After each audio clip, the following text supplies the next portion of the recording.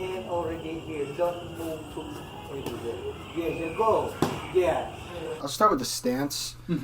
Bokator is a very traditional style. If any of you guys are big martial arts enthusiasts, if you've ever seen like martial artists depicted with headbands, like kind of real skinny and like kind of monkeyish, like jumping all over the place and like flipping and doing flip attacks, that all comes from the Cambodian people. So to start with the stance, there's 3 levels of stances, and this is shout out to Reach Norcourt, my brother, son of the Grandmaster. He taught me this. So you have your regular stance, which is your high stance, right? I'm orthodox, so my jab is my left hand. My left hand's in front, my left foot in front. So all I do is I kind of drop my jab hand down and bring my right hand across to kind of protect both sides, right? This is down, ready to attack. This is up, ready to defend. And in Bokator, we don't just like walk or stand. We actually constantly are switching stances, right? Boom. Boom, right? And we can kind of dance our way in to attack and dance our way out. Still defending, still attacking, right? So this is the high stance. There's a medium stance, which is a little bit lower, right? Same hand position, same idea, right? But now I can go for the legs or go for like a body grab. And then there's the low stance, which is down here. And you can maneuver here and stay low. It kind of lowers, the surface area, amount of exposure you have to your opponent. Bro. Don't go down here. Yeah, don't bring it down and up. Yeah. So when you can hear, bum bum bum bum. Oh. Bum bum bum bum. Yeah. Bum bum bum and here. When I was training in Cambodia, one of the biggest takeaways I got from their style versus Muay Thai was their elbows are very different. In Muay Thai, we throw an elbow kind of like that for like a horizontal. Boom. Right? We just, in slow motion, the way I teach it, I bring my thumb down, keep my hand open, and just bring my elbow across, using my hip and my shoulder to be the driving force of the rotation, and I just bring my elbow up, right? You really only need this much force from your shoulder or from your arm. The power comes from the hip and the shoulder, right? The first thing I learned about the difference in a Bokator elbow, and actually I can show on you, Yeah, sure. right? So instead of coming out and around like Muay Thai, they go forward and over. Oh. It's such a subtle difference, but it's way faster. And this is my own thing. I call it, I think of it as a square, right? So there's a right angle here. I go forward and then I turn the right angle, as opposed to Muay Thai, which is more of a circle, where I go around. And so what I wanted to show on you is if you have your hands up, right? A Muay Thai style elbow will generally try and aim around the guard to touch the head here. But if you do the Bokator style elbow, you can go in between the guard and then just turn it over. Nice. Right?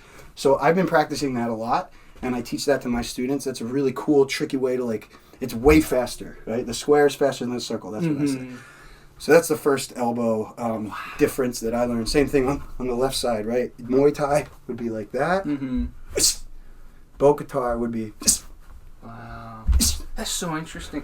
A follow-up question, Dean, is that does the kind of going forward and then pivoting, does that help you in the clinch too? Like if you want to, instead of elbowing, you want to clinch them, that gives you kind of an opening. There's a whole clinch paradigm to Bokator as well. So yeah, you can reach in, you can strike and then clinch. In Bokator, actually, when they elbow, part of the technique is when you drill it, like in the air, is to actually put your hand there to imagine that I'm grabbing your head and pulling you in, as opposed to just throwing the elbow. So they throw their elbows. They always will use their opposite hand to get the muscle memory going for grabbing the head. So that's the first thing, right? The square versus circle. Is this telegraph? Yeah. Boy.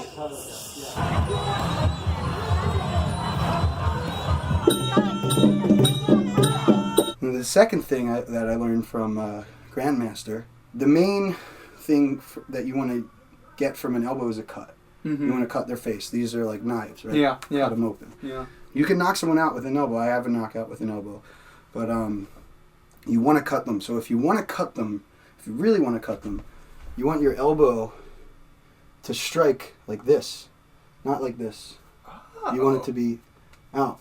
And if I can quote Grandmaster, boat cut water, right? And boat look like this, not like this. I see. Right? So here, so when I throw this elbow, he called this a fishtail. My hand is a fishtail. So basically I shoot it out and forward, and I fishtail my hand. Oh. So when they do two, it's like. So from the side here. Mm-hmm.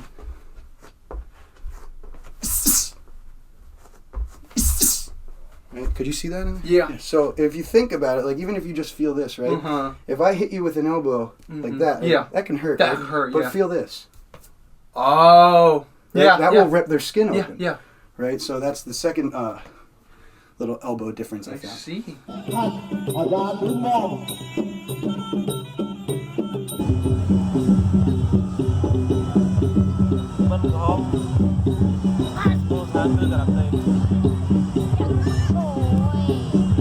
And another thing we could talk about their punches. Their punches are different. Their punches come from like here, right? Uppercut, like no cocking back, no shoulder really, just. So there's also like flying knees, flying elbows, all that stuff. I can show you that maybe next time. Yeah, definitely. Guys, this is why I brought on Dean, man. This is so cool. If you want, I can get you in touch with Reach. That'd be cool, and then we can bring both of you on. Yeah, he can talk too. Yeah, totally. Speaks good English. Totally. So, guys, if you want Reach or if you want him back, let us know. Also, guys, if you're in the LA area, look up Santa Monica Striking. Thanks, right? man. Santa Monica Striking, just SantaMonicaStriking.com. Very easy to search Santa Monica Striking on Google.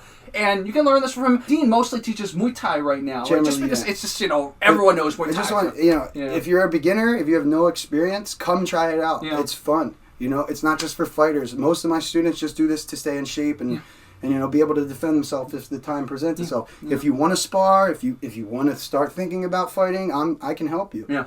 But any level of experience is all welcome. Everyone's welcome to train. And like when I took a class with Dean, that's what I really loved about his teaching style. One, Dean is very good at explaining. If you're watching this video till now, you probably see he's very good at explaining. But the other thing is he really sees your level. Like he knows I'm not trying to spar, so he didn't make me spar. He's just like, okay, just practice technique. So like I like instructors like that. They're kind of like catering towards what the students are trying to get out of it. Right. So my goal, there's three things. Number one is have fun.